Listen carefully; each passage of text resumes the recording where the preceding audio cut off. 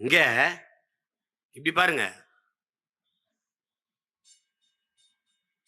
அண்ணா பல்கலைக்கழகத்துல இவங்களால கற்பனை செய்யப்படுங்க அறப்போர் இயக்கம் அதை வெளியிடுது. அறப்போர் இயக்கத்தினுடைய உடன் பிறந்தார்கள் எல்லோருக்கும் என்னுடைய அன்பும் வாழ்த்துக்களும். அவங்க என்ன பண்றாங்கன்னா, தகவல் அறிவு உரிமை சட்டத்துல கேட்கறாங்க. அவங்களுக்கு எப்படி இந்த ஐயம் வந்ததுன்னு தெரியல. ஒரு துறையில் இப்படின்னா ஒவ்வொரு துறையும் எப்படி இருக்குன்னு யோசிச்சு பார்த்து.